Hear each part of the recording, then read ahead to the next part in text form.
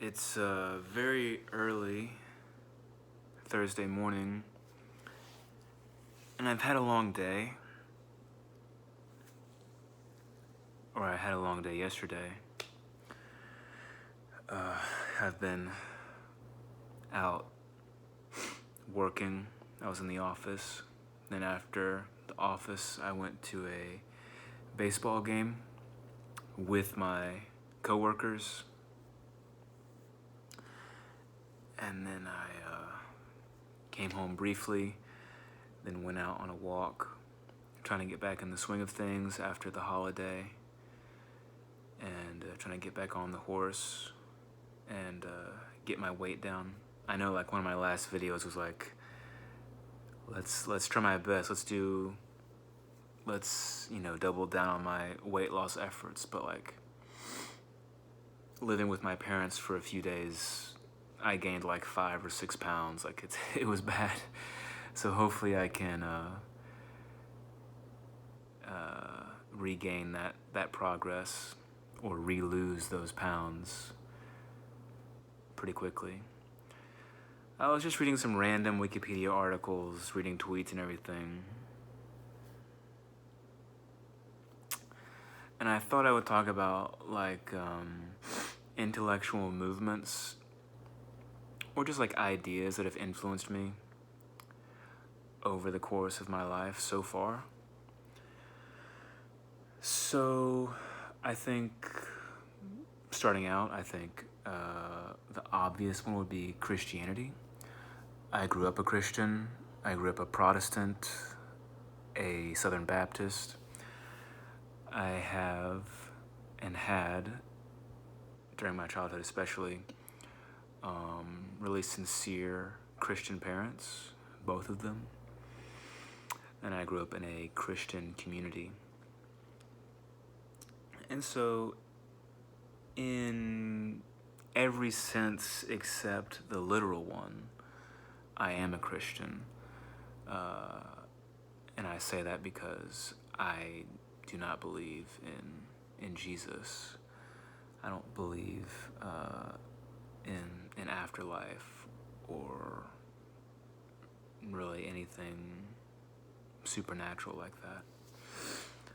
But as far as like Christian manners, Christian habits, Christian ways of seeing the world, I think it's impossible to completely separate myself from that worldview, even in trying to rebel against it. I'm still kind of within its worldview, within its frame of the world. So I would say that's been a huge influence on me personality-wise. Of course, the next most influential idea might be atheism. In the late 2000s, early 2010s, atheism online was a huge movement, topic. Of course, you had all of the quote-unquote new atheists, Sam Harris, Christopher Hitchens, Daniel Dennett, Richard Dawkins, and some other ones that were kind of on the periphery, that were kind of riding the coattails of those four. I would say those four people, I don't think they were the cause of this movement online. I think they were elevated by the movement that was already there, by the energy that was there. I think it was basically a grassroots kind of thing where people in my generation, for the first time, had the opportunity to really discuss these ideas about Christianity, religion, science, evolution, creation, these ideas were really debated, researched, discussed, etc., over a period of, I would say, at least half a decade, really intensely. And I think basically the atheistic, scientistic worldview basically won out on the internet. And so if you were a child of the internet and you were at all curious about these questions, you basically abandoned your faith and became an atheist. Now, that is not to say that I think, like, over time I've matured and I've come to see this internet movement as kind of an embarrassing part in my intellectual history, though I think kind of a necessary, inevitable part of it. The internet is not real life, and that is actually a really important thing to realize and to keep in the front of your mind. And so when I say that atheism and science and evolution or whatever, wins in online debates with Christianity, with religion, that's not exactly a compliment because the converse is that these same things that win online really lose in real life.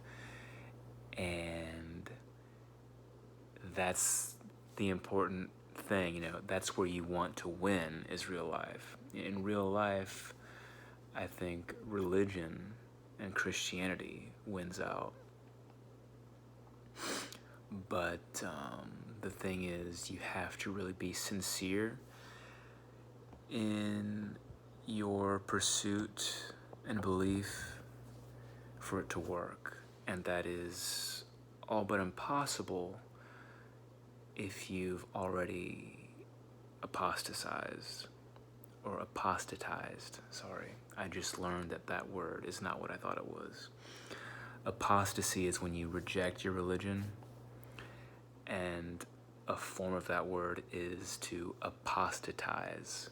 And I always said apostatize, but that's wrong. It's apostatize.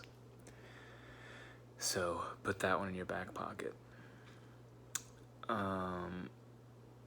So yeah, the two biggest influences are basically two sides of the same coin. It's Christianity and it's atheism. It's Christianity and it's anti-Christianity. After those two, there was this other online movement that's kind of my first post-Christian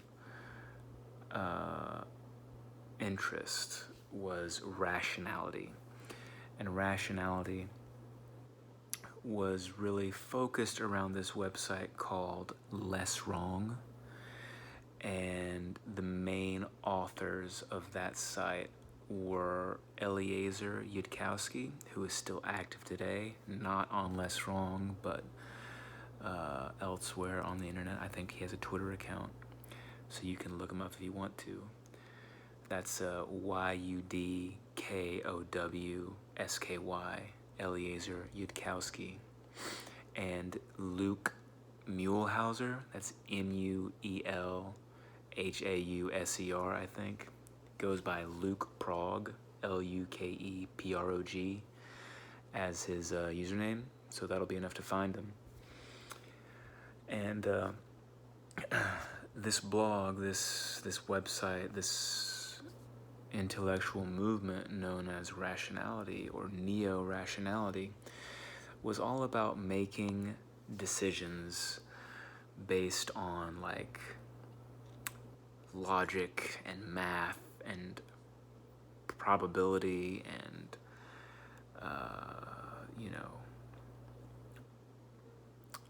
having things called priors and basing your decisions off of these priors given what you know about the situation at hand. And I don't really want to go into it that much in detail. I'll just say, this is another shameful part of my internet history that, I have learned from, but that I have ultimately abandoned and ultimately rejected. Just like I've rejected Christianity, I've rejected, anti-Christianity or atheism. And I've now, for a long time, rejected rationality. And I would say I've rejected it because basically it doesn't work. You can't, I think there's a difference between making good decisions and making bad decisions. But I don't think the way to go from making bad ones to making good ones really involves doing math or making probabilistic, this is a hard word to say, probabilistic guesses about what is true and what is false. Dwelling on things like the Monty Hall problem or Bayes' rule. That's Beyes. I'm just spelling out all these things so you can look them up if you want to. Look up Bayes' rule if you really want to be bored for an hour. All of these things, they feel like they're going to solve all your problems and make your life better. And that's the appeal of all of these ideas. But really, nothing. I don't want to say nothing can make your life better because I don't believe in that. But I think often things that on their face, they advertise themselves as something that can make your life better, I think it's wise to be suspicious of those things. And there were various ways in which, this website ostensibly devoted to helping you make better decisions in your life devolved into very cult-like behavior that kind of betrays what the real purpose behind this movement was, and really the weakness and the inefficacy of the methods employed were and are today. You look at where these people were 10 years ago when this was a thriving movement and where they are today, and they're not really anywhere amazing, so it's not like their rationalistic methods really help them all that much, and that's like the ultimate test. Like if they say that these methods will make their lives better and that it'll make them much more powerful in real life, why isn't that the case? It must be that their idea about how the world works is wrong, and that is really the most rational way to look at it. If you say something and it's wrong, then you're wrong, and you need to abandon that. And so I've abandoned that way of thinking, that way of looking at the world. What else? I would say not really a big idea or an intellectual movement, but programming, because that's what I do for a living. Software, computers, all that stuff is a big part of my life, even though I really hate computers, hate software, hate having to interact with them. It's really allowed me to have a career, and I don't know if I would have one otherwise. I don't know what I would do if it weren't for software. So even though it's not really something I'm proud of or that I'm happy about, I am happy that I have a career and that I have the opportunity to grow in this industry, which really, when I was born, it was really a nascent industry that not a lot of people were involved with because computers weren't really a big thing when I was born in the mid-90s. And I've kind of grown up with this industry and kind of seen the advancement from the very beginning of at least the consumer side of things. Of course, I wasn't around when computers were basically instruments of war and, very specialized scientific research. But I was around for when, dial-up was becoming a big thing, and the masses started to adopt the computer as a household appliance, and the internet was becoming a big thing. So I kind of grew up with that, along with a lot of you who might or might not have made computers in some way your own career, or some aspect of your career.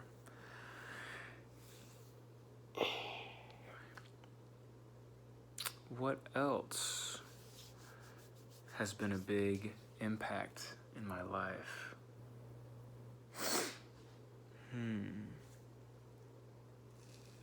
Financial independence. The financial independence, retire early lifestyle. That was a huge part of my college years going into my early career, because even in college I kind of knew that, I thought I knew back then that I wanted to get out of working as soon as possible because working's bad or something like that. That was my idea back then. And basically, if you don't know, the FIER, FIRE movement, stands for financial independence, early retirement, or sometimes people spell it FIRE for financial independence, retire early. And basically the gist is live like a pauper, live like a poor person for 10 to 20 years while you're working, and save up enough money so you can live like that for the rest of your life. There's this guy, he goes by the name Mr. Money Mustache, okay? You can look him up. You can look up Early Retirement Extreme, which is another blog by Jacob Lund Fisker, who is a Danish person who lives in America. And you can read those two blogs and know everything there is to know about financial independence. There are YouTubers who are devoted to this idea. And for a while, I was extremely interested in this idea because I didn't like working. I didn't like the idea of having to work for the rest of my life.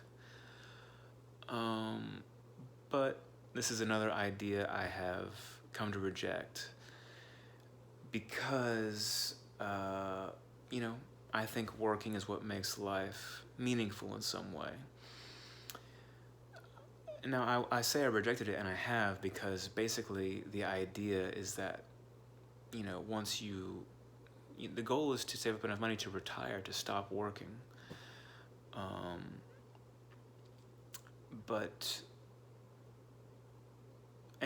That could be valid for some people, because some people, they really have passions outside of their career that they would rather be doing. For me, I don't have that. I don't have something to retire to. And, this idea has been around long enough to where you can actually read people's personal blogs from when they started saving to when they saved up enough money to when they retired, and then they realized it wasn't what they thought it would be, and so they went back to work. Because their idea about what made life good was wrong. And what makes life good is not unlimited leisure time. It's something more than that, and it involves work in some capacity. Now, I think it's really bad to spend all the money you make and to be in debt, and especially consumer debt and all that. So in that sense, and that's a very, that's like baseline if you want to be a person who retires early. Not only can you not be in debt, you have to save like over half of your income for many, many years. So I'm not in any debt, and that's a good thing. I feel good about that. But I think I kind of stop well before saving enough to retire in 10 years. I'm getting close to being 10 years in the workforce in my career, and I don't have enough to retire off of, unsurprisingly. I have quite a bit of money saved up, but not enough to retire on. Not that I would want to retire, even if I did have enough.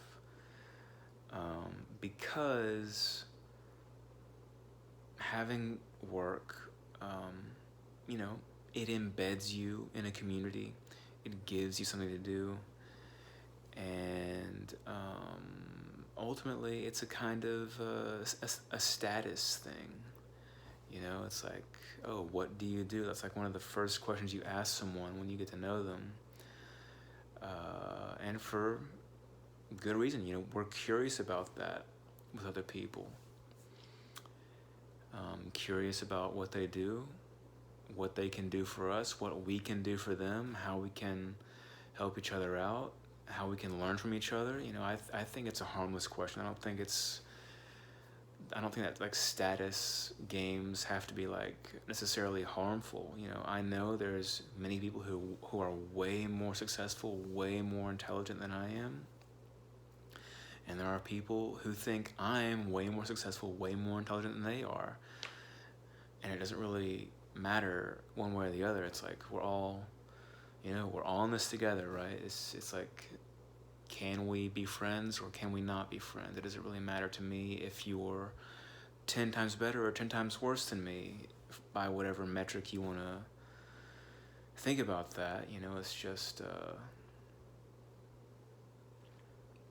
the way it is. I'm not sure if that makes sense, what I'm trying to say, but it kind of makes sense to me, right? It's just like, it's something where I think I at least am innately curious about with other people.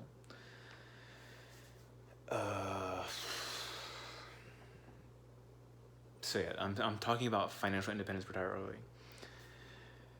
Yeah, and so like, what I think I've taken away from that idea is that it's good to have enough money on hand to where you can feel free at work to take risks and to try new things and not feel scared about losing your job because you won't be able to pay the bills immediately.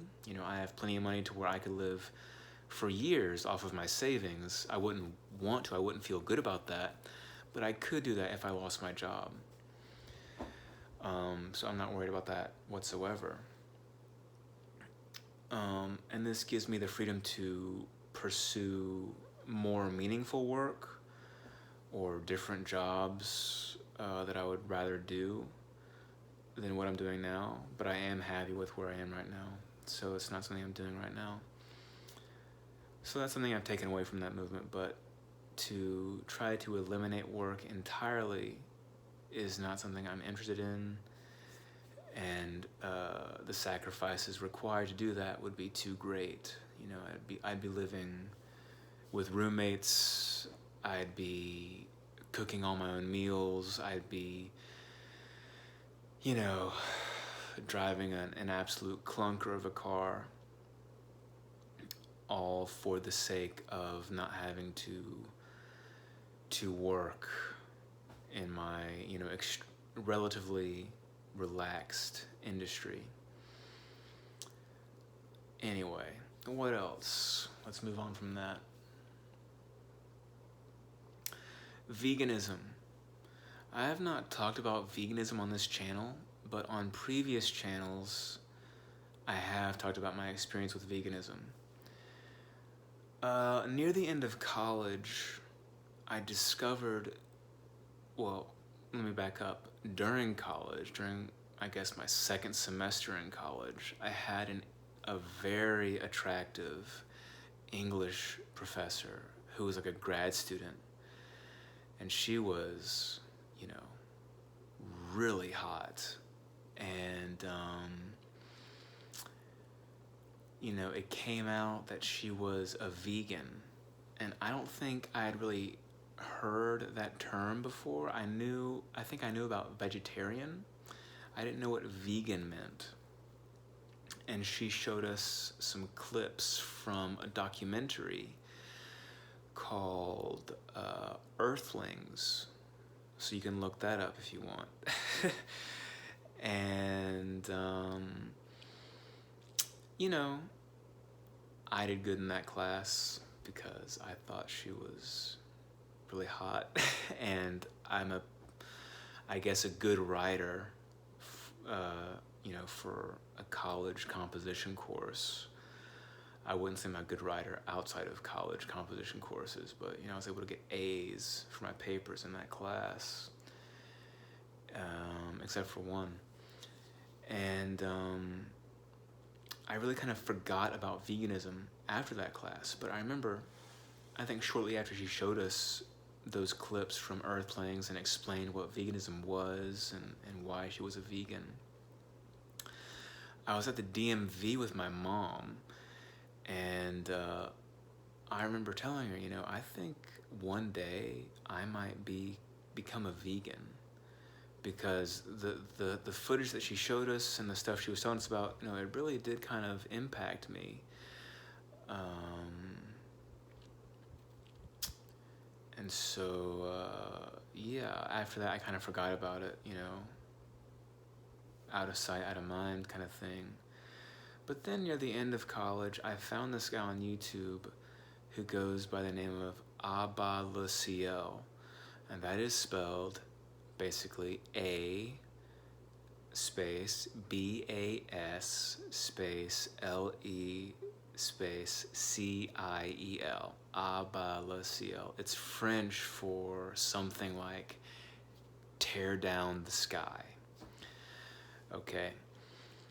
And he is a vegan, and he is a very, in my opinion, intelligent, compelling, interesting person who is very passionate about veganism, or at least he was for many years, especially around the time I discovered his channel, which was late 2016.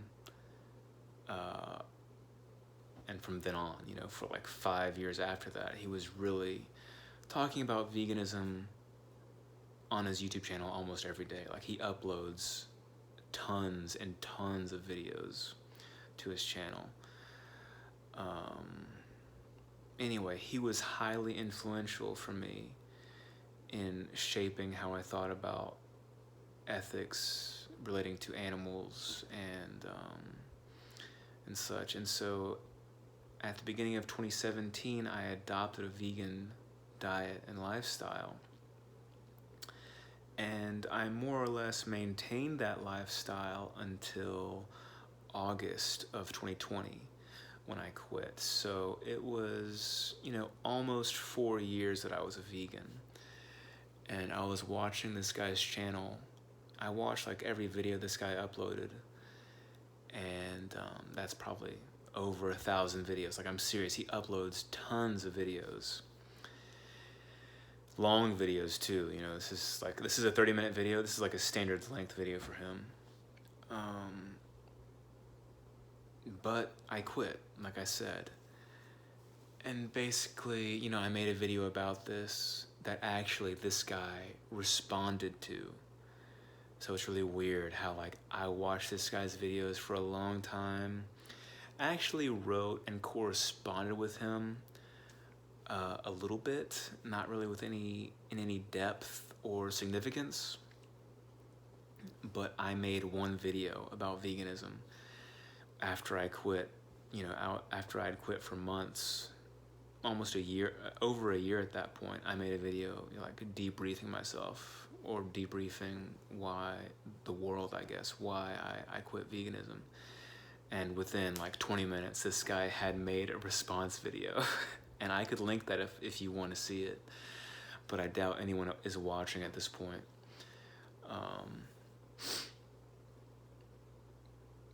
And so I'll just briefly summarize, you know, why I quit. It's just basically because, you know, I was doing veganism because I thought like it would catch on, and that it would become a movement that my parents, my sister, my friends would all adopt, because they would see the clear benefits of a vegan lifestyle, not only for yourself, your health, but also for the animals and for the environment. And it's just not going to happen. You know, it's an advanced idea that people, like, it's just not gonna happen. Not gonna happen. It's always gonna be less than 1% of the population that's interested in stuff like this. And the people that are interested in it are not really interested in it for the right reasons. It's really kind of a cult, kind of like neo-rationality. Remember I was talking about it before? It kind of has aspirations way beyond what it actually is. You know, like neo-rationality was like the science of making perfect decisions to improve your life beyond your wildest dreams. But really, it's a cult for nerds who are really just kind of stupid in real life and don't make good decisions, even though they are seen as smart academically or something. Like, that's what it really is when you boil it down to its essence. And what is veganism? Veganism is a revolutionary paradigm shift in how we see and relate to animals, the environment, our health, etc., etc. It's a movement that's going to change and save the world and humanity. You know, that's what it aspires to be. But really, when you really look at it, it's a cult for either health nuts, people who are nuts about cats and dogs, or people who are nuts about the environment. All in bad ways, like they're literally crazy about it. You know, it drives them crazy thinking about these things. No one is really like, except for this guy, in my opinion, Isel Mazard, aka Abba Laciel. Pretty much no one besides him, I would say, is like a level-headed, straight-shooting, pragmatic vegan who is like self-critical and aware of veganism's shortcomings and etc., etc. And there are other things about this guy's personality that ultimately made me reject his idea of veganism and where it was going and how it would basically become a mass movement, or that mass movement was the goal in the first place, and that's something really he was kind of disillusioned with in his, over the 5 years I was watching his videos. So yeah, I have sympathy for vegans, and I kind of agree with them because I don't like animal cruelty, I don't like factory farming, I don't like pollution, I don't like cancer and heart disease and all these things that are ostensibly, so they claim, caused by animal products, their production and consumption in large quantities. And there's really nothing stopping me from living an almost 100% vegan diet despite my disbelief that it'll ever amount to anything real in like a national sense, in a countrywide or a global sense. You know, it won't save the world, it won't stop pollution, it won't save the animals, etc., etc. But the reason I quit is because, you know, I lost faith in all of these aspirations that veganism had, but also I was really, once I lost faith in those things, I was really having trouble justifying all of the social torture, basically, I was putting myself through for the sake of those lofty goals that veganism had for itself and that I had for myself as a vegan. And also, you know, I'm talking bad about cults. You know, I'm saying neo-rationality is a cult. Veganism is a cult. I'm not against cults. If I could find a cult that I fit in with, that, you know, got me friends, got me a wife, got me a good job, etc., etc., I would gladly join that cult and do whatever the cult wanted me to do.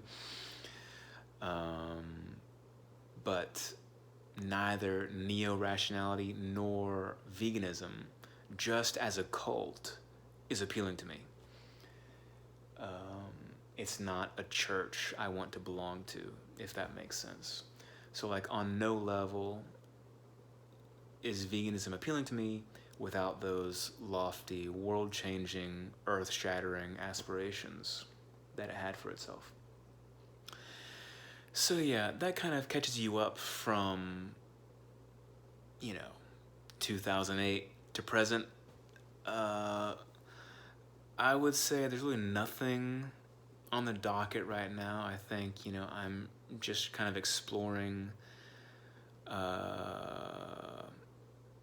classical European history in the classical period, you know, ancient Greece, ancient Rome.